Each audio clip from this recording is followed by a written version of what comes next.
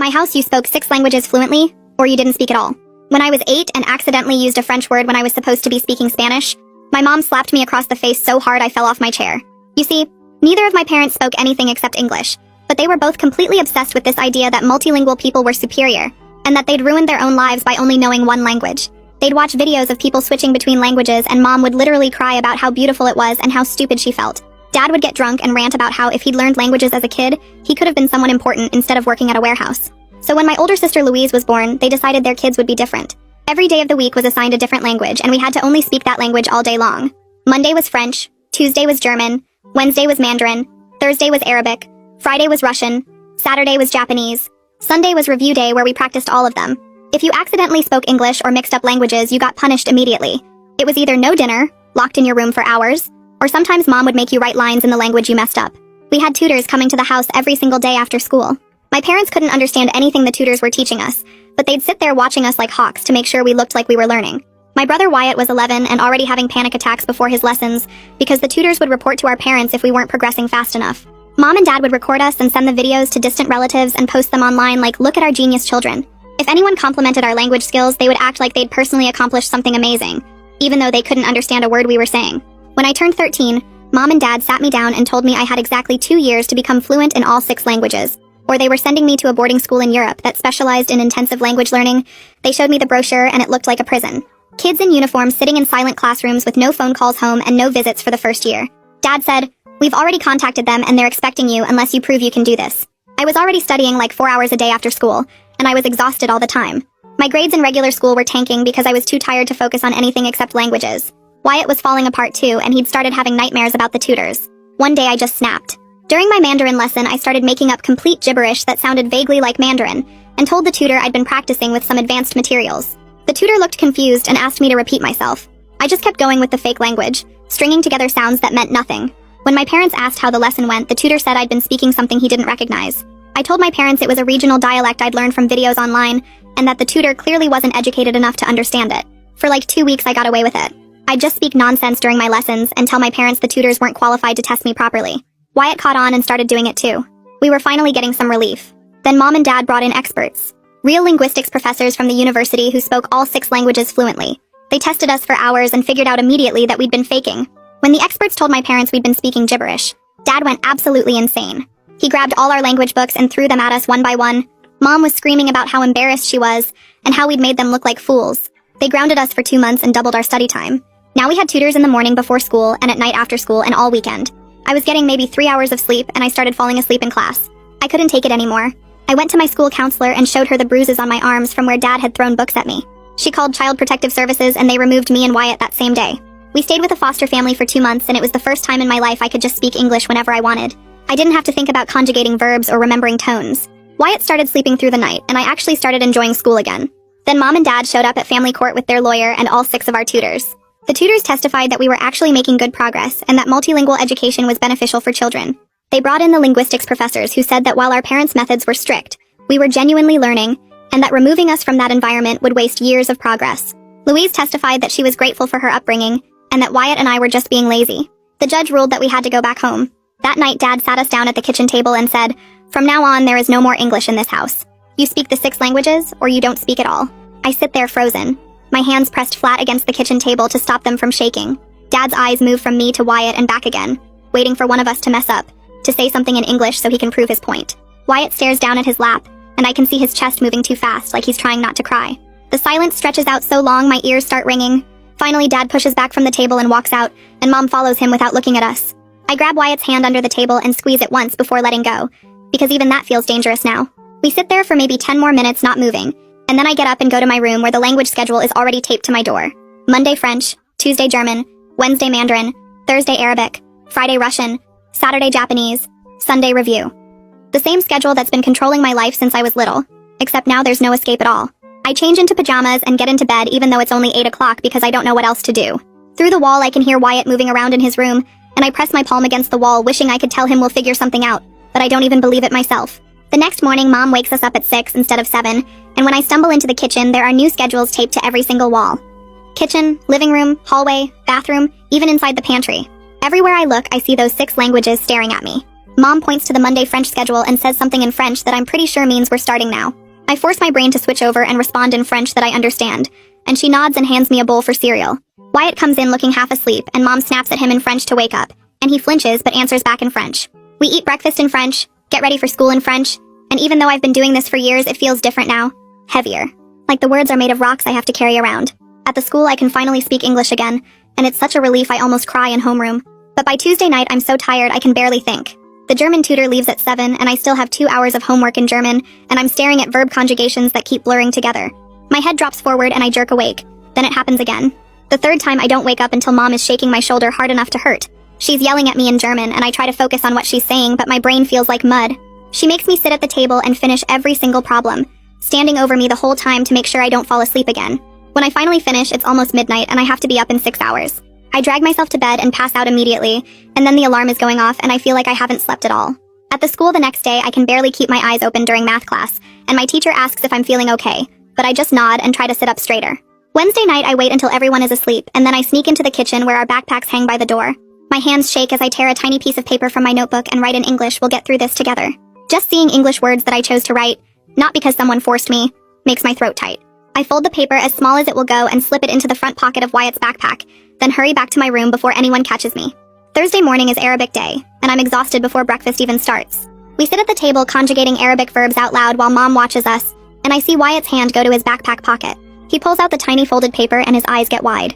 Mom is looking down at her phone so she doesn't notice when he reads it. For just a second, Wyatt looks at me and gives the smallest nod. So small I almost miss it. And then he goes back to reciting Arabic verb forms like, nothing happened. But that tiny connection, that moment where we acknowledged each other in our real language, feels like the only true thing in this whole nightmare. I want to cry and smile at the same time, but instead I just keep conjugating verbs in Arabic and pretend everything is normal. Friday afternoon at the school, I'm walking to my locker when I have to stop and lean against the wall because I'm so dizzy from being tired. Mrs. Sutherland, my school counselor, comes around the corner and sees me there. She walks over and asks if everything is okay at home, and I want to tell her everything. I want to explain about the language-only rule and the schedules on every wall, and how I'm getting maybe 4 hours of sleep a night, and how Mom made me stay up until midnight finishing homework. But I'm terrified that if I tell her, she'll call CPS again, and we'll go to court again, and the judge will send us back again, and next time it might be even worse. So I just say I'm having trouble sleeping lately, and she gives me this look that says she knows I'm not telling her the whole truth. She asks if I'm sure, and I nod and say I'm fine, and she tells me her door is always open if I need to talk. I thank her and walk away, even though everything in me is screaming to turn around and tell her the truth. That weekend during Sunday review, which means we're supposed to practice all 6 languages by switching between them, I'm so tired I forget which language I'm supposed to be using. Dad asks me a question in French, and I start to answer in French, but then I turn to Wyatt and whisper in English that I can't remember the word for something. It's barely a whisper, just a quick, quiet word, but Dad hears it. He stands up so fast his chair falls over backward, and I know I messed up bad. Before I can move, he grabs the thick Russian textbook off the table and throws it at me. The corner hits my shoulder hard, and pain shoots down my arm. I fall sideways out of my chair and land on the floor, and the pain is so sharp I have to bite my lip hard to keep from crying, because I know if I cry, it will make him angrier. Dad is standing over me yelling in English about how I broke the rule, and the irony that he's yelling at me in English for speaking English would be funny if I wasn't so scared. Mom comes in and starts yelling too, and Wyatt is pressed back in his chair looking terrified. I get up slowly, my shoulder throbbing, and Dad tells me to go to my room and don't come out until dinner. I go upstairs and sit on my bed and pull my shirt down to look at my shoulder. There's already a dark bruise forming where the book hit me. I stare at it and something shifts inside me. I can't keep living like this.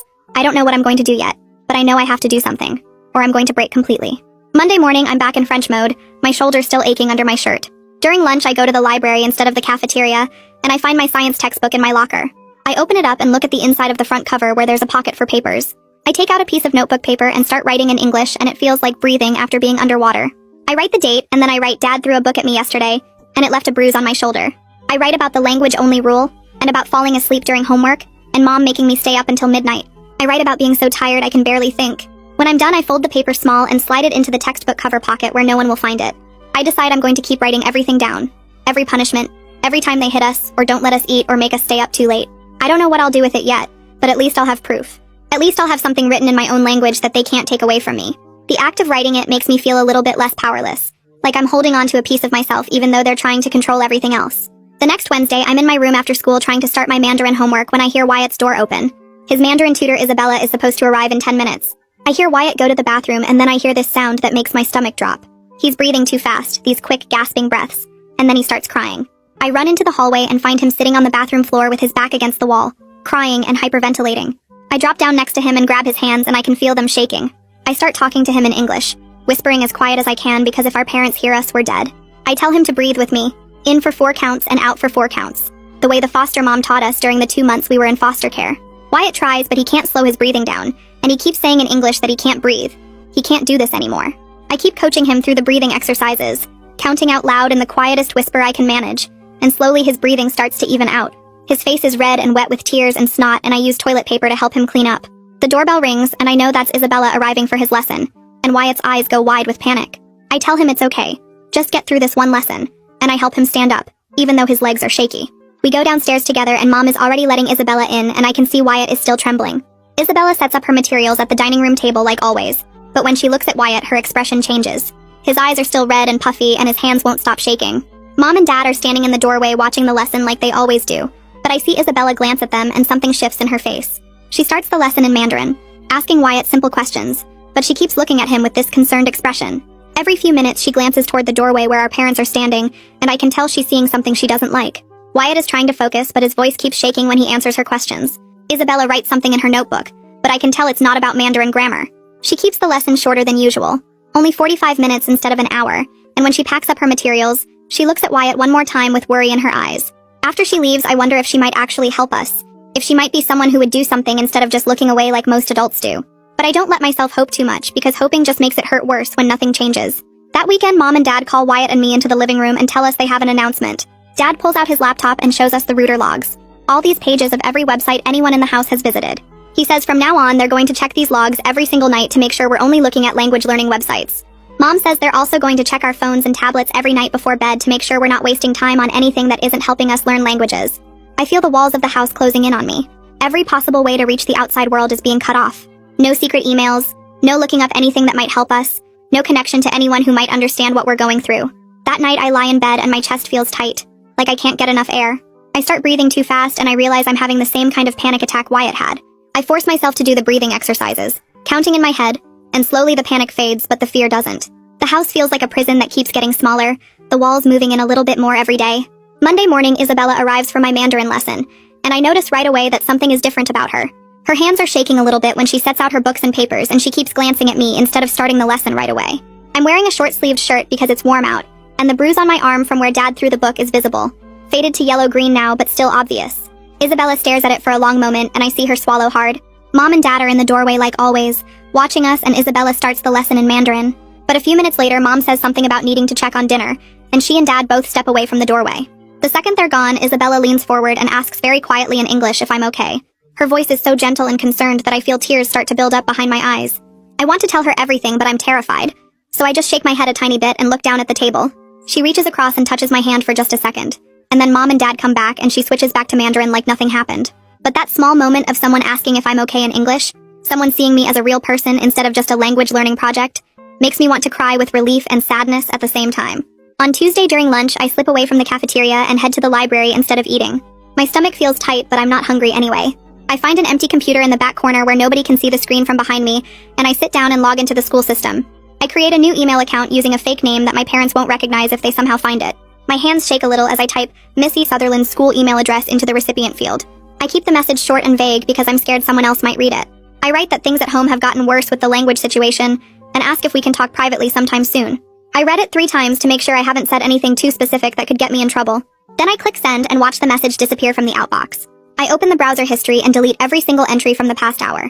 I clear the cache and cookies too, just to be safe. Then I log out of the computer and wipe the keyboard with my sleeve like that will somehow erase any trace of what I just did. I walk back to the cafeteria and grab an apple from the lunch line even though there's only 10 minutes left in the period.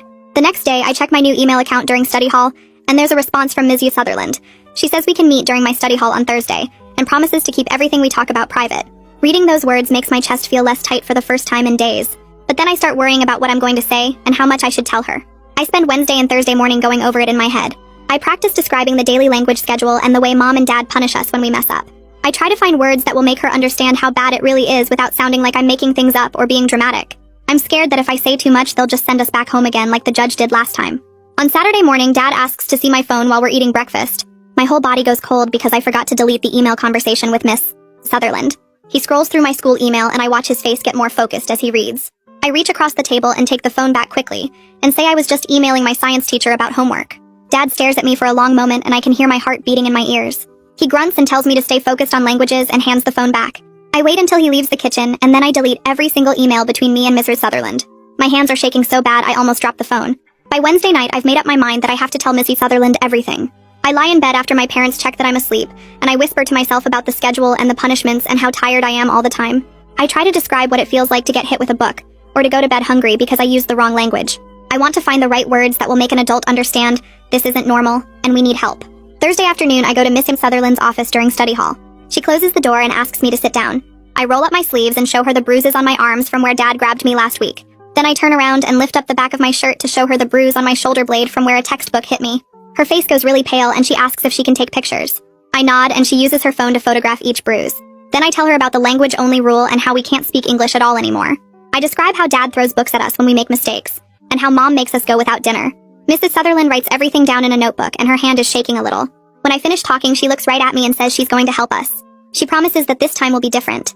I feel something crack open inside my chest and I have to blink really fast so I don't cry. Before I leave, Missy Sutherland opens a drawer and pulls out a small MP3 recorder. She says it's from the Lost and Found and nobody has claimed it in over a year. She shows me how to turn it on and how to hide it in my pocket so the microphone still works. She says if I can record what happens at home, it will help prove what I'm telling her is true. I put the recorder in my jeans pocket and practice walking around to make sure it doesn't show. It feels scary to have it, but also like I'm finally doing something real instead of just trying to survive. The next week, I fail my science quiz because I'm so tired I can barely remember what the questions are asking. I stare at the paper and try to focus, but the words just blur together. My teacher emails my parents that same day about my declining grades. That night, Dad explodes. He yells at me in English about how I'm wasting all the money they've spent on tutors, and how I'm throwing away my future. I notice he's breaking his own language rule by yelling at me in English, but I don't say anything because that would just make him angrier. He says if I can't do better in the school and with languages, then I'm worthless. On Wednesday, Mom announces a new rule. She hands me and Wyatt each a pair of earbuds and says we have to wear them all the time except during tutoring sessions and when we're sleeping. She's loaded them with language lesson recordings that play on a loop. I put them in and immediately hear a woman's voice speaking French vocabulary words. The voice doesn't stop. It just keeps going and going with words and grammar rules. I try to do my homework, but the constant stream of French in my ears makes it impossible to think. I start hiding in the bathroom just to pull the earbuds out for 60 seconds and hear silence. Thursday afternoon, I'm doing my homework in the kitchen when Wyatt has his Mandarin lesson with Isabella in the dining room. I can hear them through the doorway.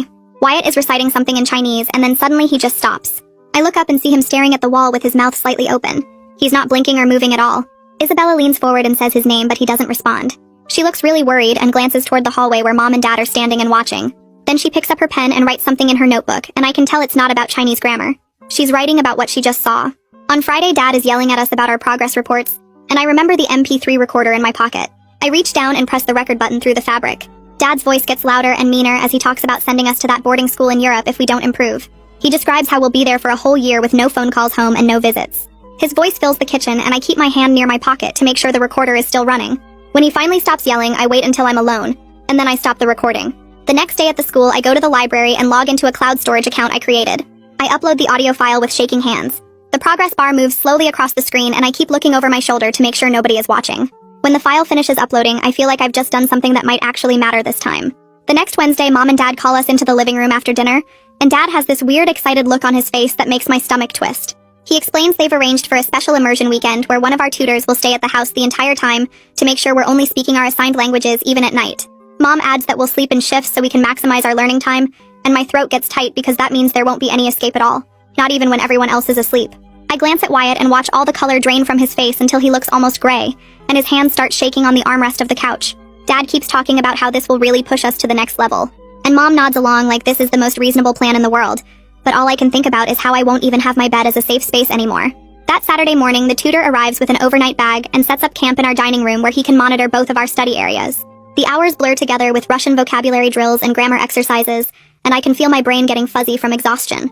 Around 3 in the afternoon, I hear Dad's voice getting louder from Wyatt's area, and I know my brother must have mixed something up. Dad is yelling about how Wyatt said an Arabic word when today is supposed to be Russian day, and his voice keeps rising until I hear something crash. Then there's a knock at the front door and everything goes quiet. I peek around the corner and see Mr. Park from next door standing on our porch looking concerned. Dad opens the door and his whole face changes like someone flipped a switch. Suddenly all smiles and friendly neighbor energy. Mr. Park asks if everything is okay because he heard shouting, and Dad laughs this fake laugh and explains we're just doing some intensive study sessions. You know how kids are. They need firm guidance to reach their potential. I watch Mr. Park's face and he looks uncertain, glancing past Dad toward where I'm standing in the hallway, but then he nods slowly and says something about keeping the noise down. Dad thanks him and closes the door, and my brief, stupid hope that someone would actually do something dies right there in my chest. The rest of the weekend drags on with the tutor watching our every move, and I barely sleep at all during my designated rest periods. By Monday morning back at the school, I feel like a zombie walking through the halls. During lunch, I hide in the computer lab and create an anonymous account on a teen support forum I found last week. My hands shake as I type out a post describing the language schedule without using any real names or details that could identify us. I write about the constant pressure and the punishments and the feeling of never being able to relax even for a second. Just getting the words out to people who might understand makes something loosen in my chest that's been tight for weeks. I check back during study hall and there are already 3 responses, and they all say basically the same thing: that this isn't normal, that parents shouldn't treat their kids this way, that I'm not crazy for thinking something is wrong. Reading those words from strangers who have no reason to lie to me feels like someone finally turned on a light in a dark room. On Wednesday, Missy Sutherland calls me to her office during my free period, and when I get there, she's smiling in a way that makes me think something good might be happening. She tells me she's been making some calls and she connected with a child advocate attorney who works with kids in difficult family situations. The attorney agreed to do an informal consultation about our case, and Missy Sutherland already sent her copies of the photos and some of my documentation. She explains that just because the previous CPS case got closed doesn't mean we can't report again, especially now that we have new evidence of ongoing problems. The attorney thinks we might have a stronger case this time with all the documentation I've been gathering, and suddenly I have an actual plan instead of just collecting evidence and hoping. Mrs. Sutherland gives me the attorney's contact information written on a sticky note, and I fold it up small and hide it in my phone case. By Thursday morning, I wake up with a slight fever and my head feels heavy and achy. I tell Mom I think I'm getting sick and ask if I can skip my Arabic tutoring session, but she just feels my forehead and says I'm fine, that I'm probably just tired from the immersion weekend. The tutor arrives at 4, and I sit at the kitchen table trying to focus on conjugations while my head pounds and my throat hurts. Every Arabic word feels like it's scraping against sandpaper and I have to keep stopping to swallow. The tutor keeps glancing at me with this uncomfortable expression, but he doesn't say anything to my parents who are watching from the living room. I realize in that moment that most adults will just look away rather than get involved, even when they can see something isn't right. That weekend I'm feeling better physically, but the house is tense because Dad is in a bad mood about something at work. On Saturday afternoon during my Japanese lesson, I hear him start yelling at Wyatt in the other room about his Russian pronunciation from yesterday. I reach into my pocket and press record on my phone just as something crashes against the wall. Dad's voice gets louder and I can hear him threatening to send Wyatt to that boarding school in Europe if he doesn't start taking this seriously. There's the sound of another crash and I realize he's throwing things. When it finally goes quiet, I wait until I'm alone in my room that night and listen to the recording with my earbuds in. Hearing Dad's voice that angry and out of control makes me shake, but I save the file carefully because this is exactly the kind of evidence that might actually make a difference to people who have the power to help us. On Tuesday of week 8, I'm in math class when the intercom crackles and asks for Wyatt to report to the nurse's office. I spend the rest of the period worried about what happened, and at lunch I find out from a kid in his grade that Wyatt had some kind of panic attack during science. Apparently he just started hyperventilating and couldn't calm down, and the teacher had to walk him to the nurse. The nurse called our parents to come pick him up, and I watch through the front office windows as Mom arrives looking annoyed. Later I learn from Missy Sutherland that the school nurse documented everything in Wyatt's file, and filed a report with CPS about concerns for his mental health, which means the system is finally starting to pay attention again, even if it's moving slowly. 2 days later on Thursday afternoon, I'm doing homework at the kitchen table when there's a knock at the door. Mom answers it and I hear her voice go high and fake pleasant as she greets someone. I look up and see a woman in business clothes with a CPS badge clipped to her belt, and my heart starts racing. This is an unannounced visit, which means they're actually taking things seriously. I watch Mom and Dad transform right in front of my eyes into concerned, reasonable parents who just want the best for their children. They invite the caseworker in and show her our study schedules posted on the walls, explaining their philosophy about the importance of multilingual education in today's global society. Dad pulls out the tutor's contact information and credentials like he's presenting evidence of their dedication to our future. Mom talks about high academic standards and how sometimes kids need structure and discipline to reach their full potential. The caseworker nods and takes notes and asks us a few questions, but with our parents standing right there, I can't say anything real. I watch the whole performance feeling hopeless because they're so good at this, at looking like normal parents who maybe push a little hard but only because they care. After the caseworker leaves and says she'll be in touch, I wait until I'm alone and text Missy Sutherland using the code phrase we agreed on. I write that I need to discuss my science project, which is our signal that something happened, and she should request another surprise welfare check. It feels good to have some control over the situation, even if it's just small moves in a bigger game where the adults hold all the real power. The next Monday, Isabella arrives for my Mandarin session and she seems nervous, fidgeting with her teaching materials more than usual. Halfway through the lesson when Mom steps into the kitchen to take a phone call, Isabella does something brave.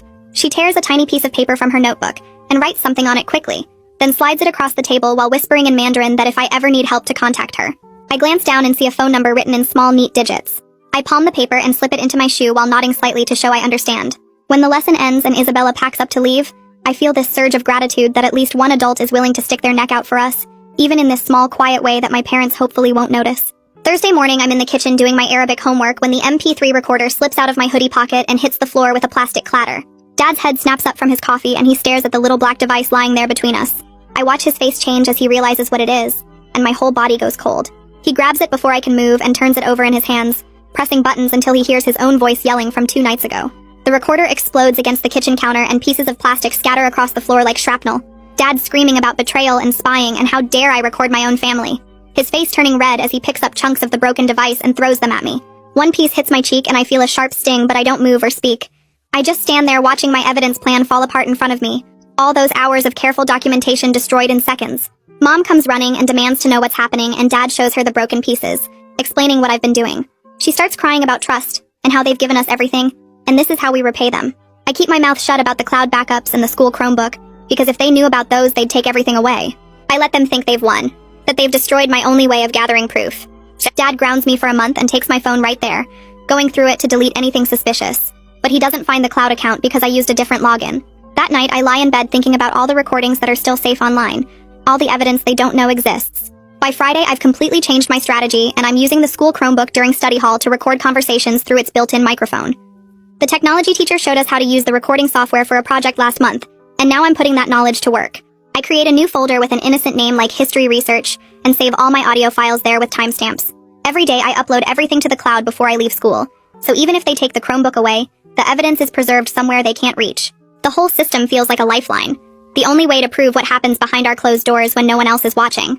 I become really methodical about it, keeping a spreadsheet of what I've recorded and when, making sure I capture different types of incidents so there's a pattern. During lunch, I sit in the library and organize my files, creating a timeline of abuse that someone official might actually believe. The librarian asks what I'm working on, and I tell her it's a family history project, which isn't exactly a lie. I test the microphone quality and figure out how to reduce background noise so the voices come through clearly. It's like I'm building a case against my own parents, and the thought makes me feel guilty and powerful at the same time. That weekend, Mom and Dad set up a live stream for distant relatives who want to see how much we've progressed with our languages. They position a camera in the living room and make us sit on the couch in nice clothes while cousins and aunts and uncles log in from different time zones. For 2 hours we perform, switching between French and German and Mandarin on command, answering questions about grammar and pronunciation. I can see the viewer count climbing and Mom and Dad beaming like they've created something amazing. During a break when they think the camera is off, Mom pulls me aside and hisses in English that I used a French word during the Spanish section. Her hand comes up fast and connects with my face before I can react, the sound sharp in the quiet room.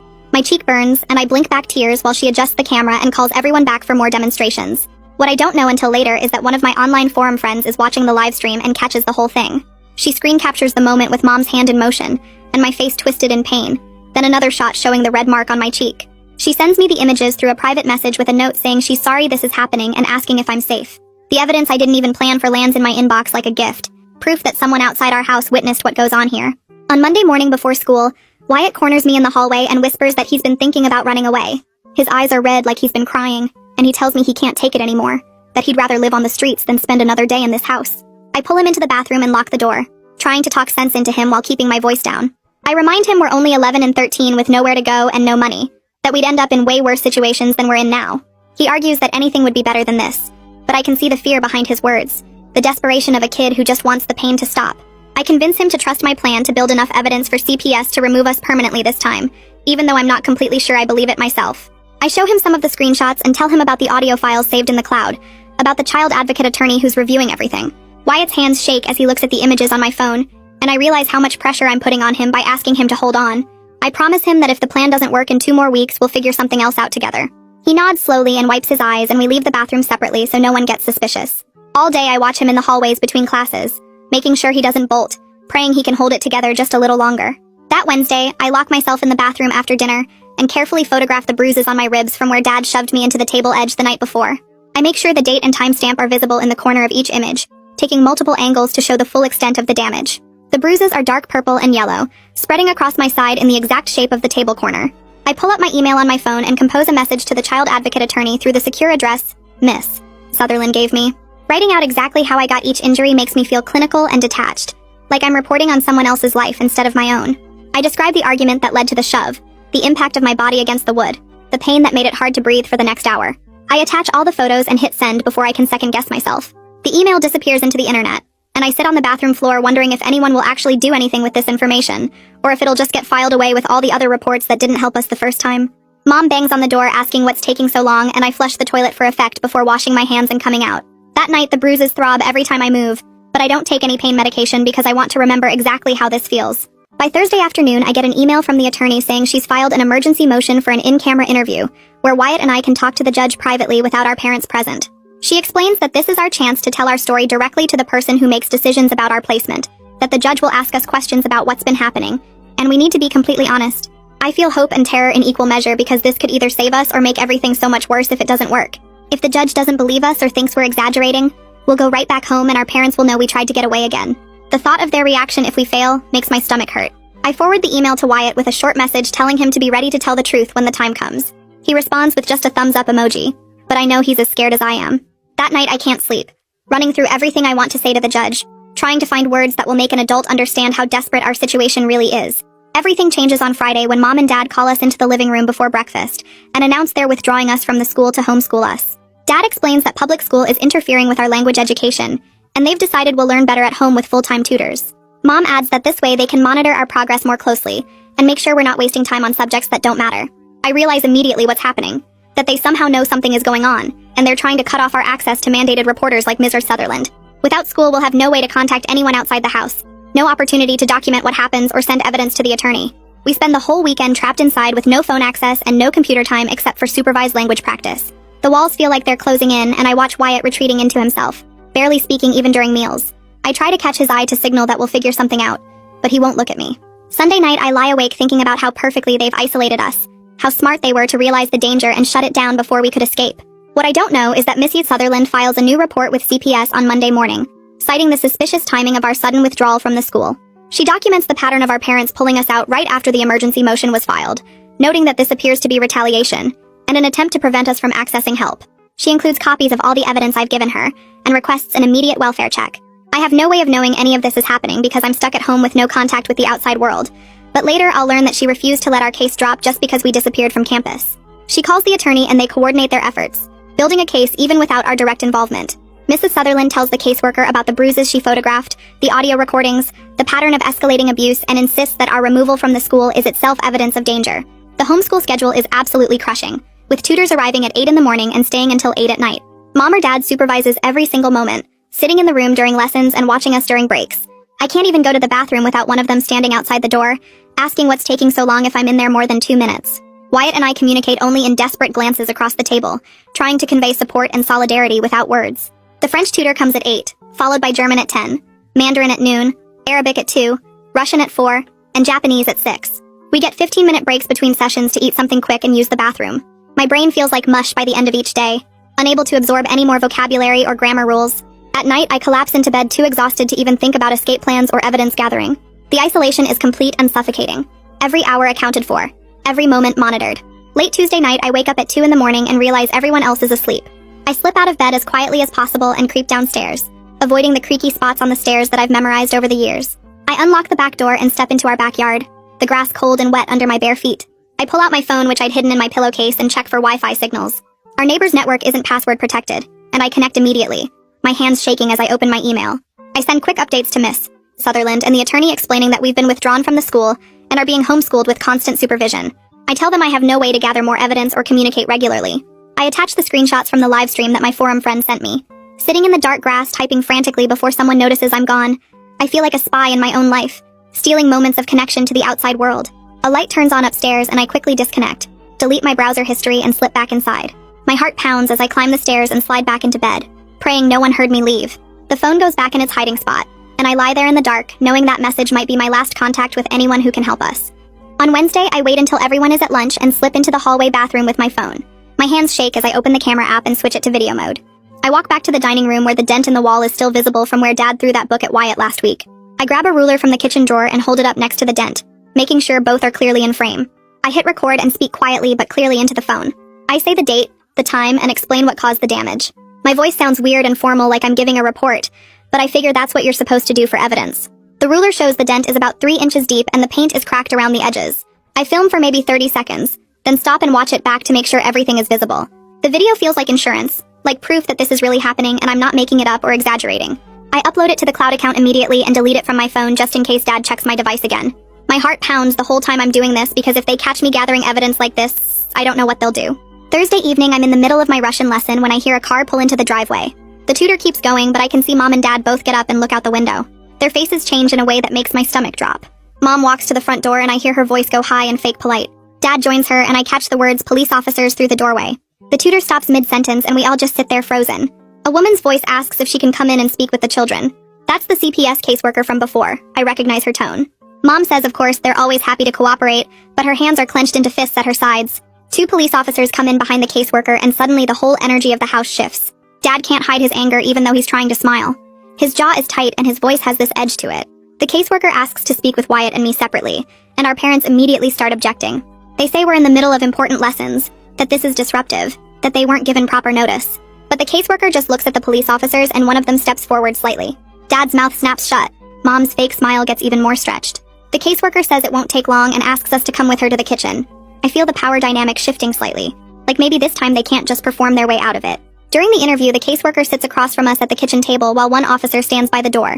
She asks Wyatt how he's doing and he just stares at his hands for a long moment. Then he starts crying. Not quiet tears, but full sobbing that makes his whole body shake. He tells her about waking up every night from nightmares about the tutors. He describes the panic attacks before lessons where he can't breathe and feels like he's dying. He admits he's scared all the time now. Scared of making mistakes, scared of our parents, scared of the languages themselves. The caseworker listens without interrupting and writes notes in her folder. She asks if he's seen a doctor about the panic attacks and he shakes his head. She asks if our parents know how bad it's gotten and he says they just tell him to work harder. I watch my little brother finally tell the truth about how much he's suffering, and I feel proud of him, and heartbroken at the same time. The caseworker closes her folder and says she's recommending an immediate medical evaluation. She says a doctor needs to assess his mental health and that our parents will be required to take him within 48 hours. Wyatt looks at me with this mix of relief and terror on his face. Our parents are forced to take us to the pediatrician the next Monday. We sit in the waiting room and Mom keeps coaching us in whispered French about what to say if the doctor asks questions. Dad reads a magazine but his leg bounces up and down the whole time. When we finally get called back, the doctor examines Wyatt first while I wait outside with our parents. The appointment takes almost an hour. When Wyatt comes out, his eyes are red, but he looks calmer. Then it's my turn, and the doctor asks me questions about sleep, appetite, stress levels. She's nice but professional, taking notes on her computer. She doesn't directly accuse our parents of anything, but she documents everything carefully. At the end, she tells Mom and Dad that Wyatt shows elevated anxiety symptoms consistent with chronic stress. She recommends therapy and possibly medication if the symptoms continue. She notes it all in his chart with today's date. It's not enough to trigger immediate action, but it adds to the growing documentation of harm, another piece of evidence in the case we're building. On the drive home, Dad grips the steering wheel so hard his knuckles turn white. By Wednesday, the attorney has secured an appointment at the Child Advocacy Center for forensic interviews, scheduled for the following week.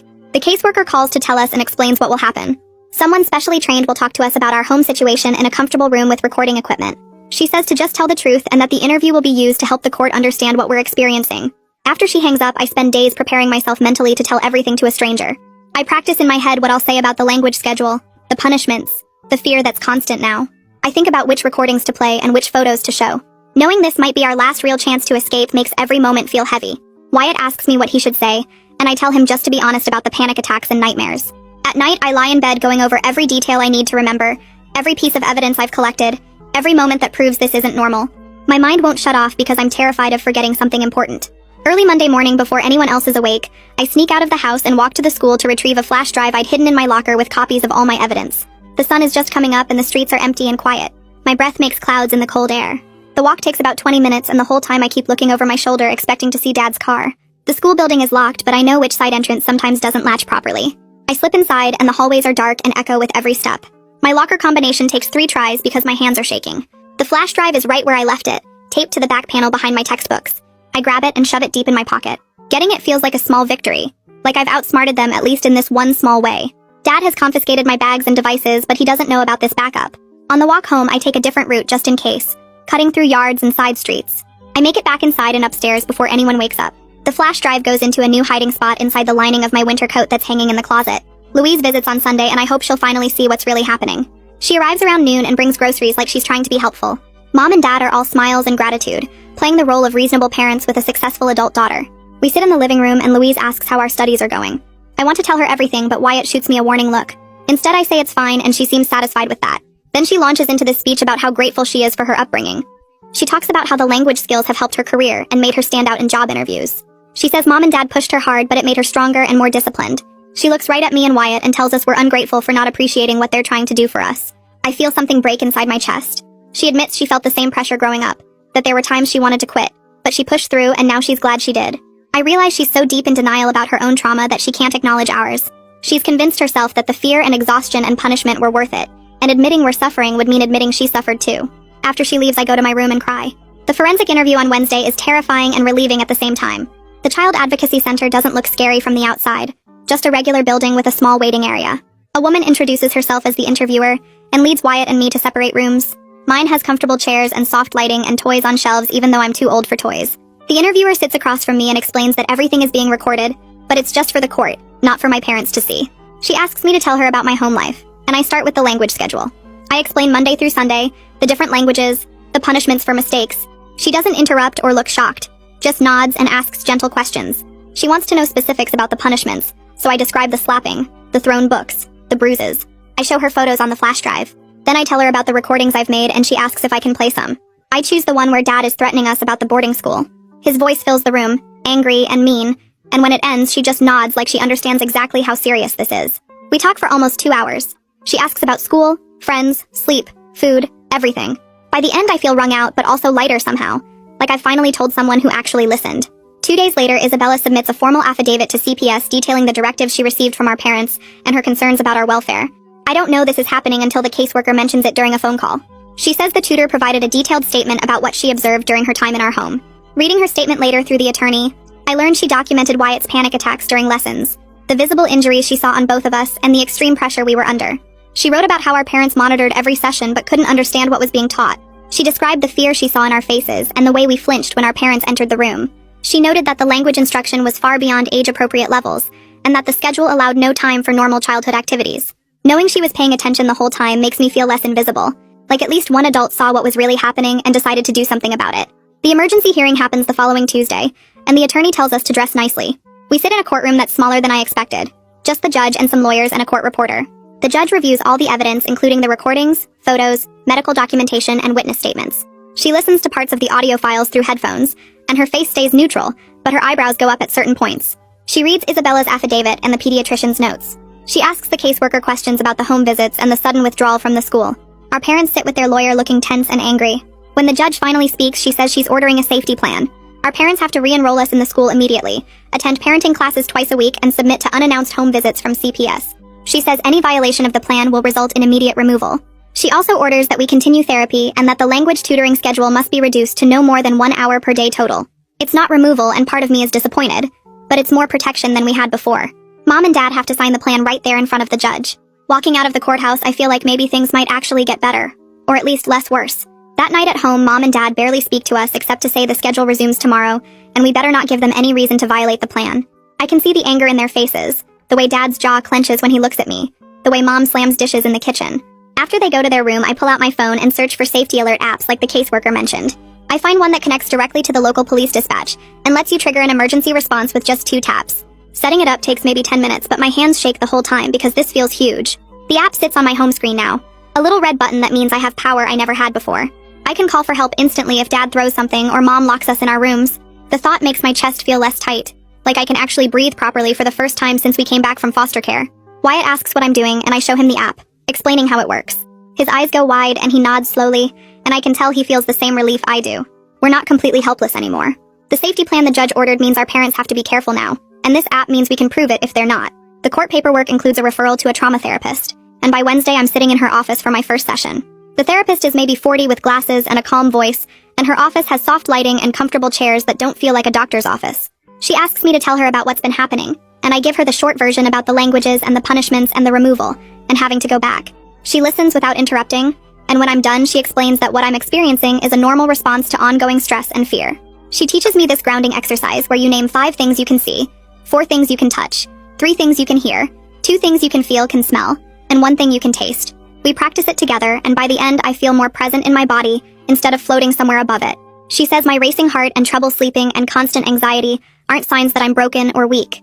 They're my body trying to protect me from danger that's actually real. Hearing that helps somehow. Like maybe I'm not as messed up as I thought. Maybe if I get away from the danger, my body will calm down eventually. She gives me a worksheet with more exercises to practice at home, and we schedule another session for next week. Everything falls apart the following Saturday during Wyatt's morning tutoring session. I'm in my room doing homework when I hear Dad's voice getting louder downstairs. That particular tone that means he's about to lose control. I grab my phone and open the safety alert app just in case, then creep to the top of the stairs to listen. Dad Dad is yelling at Wyatt for messing up a grammar structure in Mandarin, saying he's not trying hard enough and wasting everyone's time. The tutor tries to calm him down, but Dad ignores her. Then I hear the sound of something hitting the wall and Wyatt crying out. I don't even think. Just hit the emergency button on my phone twice like the app showed me. A message pops up saying police have been notified and my location has been sent. I run downstairs and find Wyatt on the floor holding his arm, and Dad standing over him with a textbook in his hand. The tutor looks shocked and scared. Mom comes running from the kitchen asking what happened. I step between Dad and Wyatt and tell him I called the police and they're coming right now. Dad's face goes from red to pale in about 2 seconds. He starts saying it was an accident and Wyatt is fine and I need to call them back and cancel. I don't move. Wyatt is still crying and I can see a red mark forming on his shoulder where the book hit him. The tutor quietly packs up her materials and says she needs to leave. Mom begs her to stay and explain that this was just a misunderstanding, but the tutor walks out without looking back. We wait in horrible silence for maybe 15 minutes until 2 police officers knock on the door. They come in and ask what happened and I show them the safety alert I triggered. They ask to speak with Wyatt alone, and he tells them Dad threw the book at him during his lesson. The officers take photos of the mark on his shoulder and the book on the floor. They write down the tutor's name and contact information. One officer tells Dad that throwing objects at a child violates the safety plan, and they're documenting this incident for the court. Dad tries to argue that it barely touched Wyatt and he was just frustrated, but the officer cuts him off and says the judge will decide what happens next. Watching Dad's face as he realizes the rules really have changed feels satisfying in a way I didn't expect. He can't just do whatever he wants anymore. There are actual consequences now. By Monday morning, I'm back at regular school for the first time in weeks, and it feels strange and wonderful at the same time. Mrs. Sutherland meets me at the office before first period and hands me a folder with my 504 plan inside.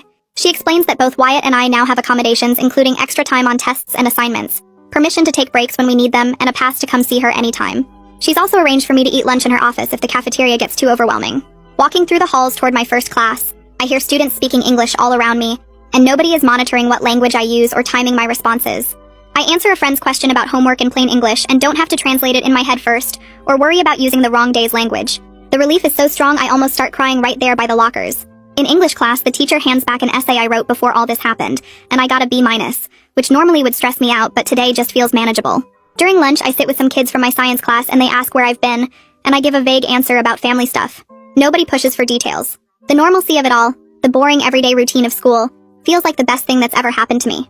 Wednesday at lunch, Wyatt is sitting with some kids from his grade in the cafeteria, when I see him suddenly stand up and start breathing too fast. I drop my sandwich and run over as he grabs the edge of the table looking pale and scared. A few kids back away looking uncomfortable, but 2 girls from his class move closer asking if he's okay. I get down next to him and use the grounding exercise my therapist taught me, talking him through naming things he can see and touch. One of the girls gets the school nurse and she arrives with a paper bag for him to breathe into. It takes maybe 10 minutes before Wyatt calms down enough to talk, and by then half the cafeteria is staring. The nurse walks him to her office and I follow, feeling embarrassed and protective at the same time. After school, some kids whisper when I pass them in the hall and I know they're talking about us. But that night I check my messages and 3 different students have sent me supportive texts, saying they hope Wyatt is okay, and asking if there's anything they can do to help. One girl writes that her cousin has panic attacks too and shares some resources her family found helpful. It's weird having people know our business, but also kind of nice not carrying this huge secret alone anymore. Maybe having witnesses means we're safer somehow. Friday afternoon, the CPS caseworker pulls Wyatt and me out of class for a meeting in Mrs. Sutherland's office. She brings documentation of the weekend incident with Dad and explains that combined with the previous violations, she's recommending we be placed in foster care again. She says our parents have shown they can't follow the safety plan, and our welfare is at risk if we stay in their home. The recommendation will go to the judge next week. I feel this weird mix of guilt and relief washing over me. Part of me wants to be safe and away from the constant fear of what Dad might do next. But another part feels like I'm abandoning my parents, even though logically I know they created this whole situation themselves. Wyatt looks scared when the caseworker mentions foster care and I reach over and squeeze his hand.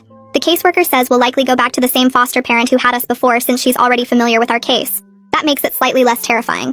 At least we know her, and she was kind to us. Mrs. Sutherland says she'll help us get our belongings from home and make sure the transition goes smoothly. Walking back to class afterward, I feel like I'm in a dream. Like this is happening to someone else and I'm just watching from outside my body. The following Monday, a social worker picks us up from the school with garbage bags for our clothes and drives us to the foster home. The foster mom opens the door and gives us both quick hugs, saying she's glad we're back even though she wishes it was under better circumstances.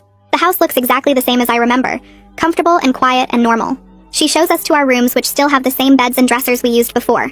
Dinner is spaghetti, and she doesn't ask us to speak anything except English, doesn't quiz us on vocabulary or grammar, doesn't monitor what we say. We just eat and talk about regular stuff like school and homework and what we want to watch on TV later. The absence of pressure feels so big I don't know what to do with all the empty space in my head where stress used to live. After dinner, I help load the dishwasher and the foster mom thanks me, but doesn't make it into some big lesson or test. It's just a normal household chore. That night, lying in bed, I listen to the quiet house and realize I'm not scared about what tomorrow will bring. Nobody is going to burst in and start yelling about languages or throw things or lock me in this room. I'm just going to wake up and go to the school and come back here and do homework and sleep. The simplicity of it feels almost too good to be true. 2 weeks later, we're back in family court, and the judge reviews all the recent documentation, including the weekend incident, and the tutor's statement, and the police report. She extends our foster placement for at least 6 months, and orders our parents to complete parenting classes and anger management counseling before they can even have supervised visits with us. The judge says in a stern voice that the safety plan was their opportunity to demonstrate they could parent appropriately, and they failed that test. Mom cries in the courtroom, and Dad sits there looking angry and defeated.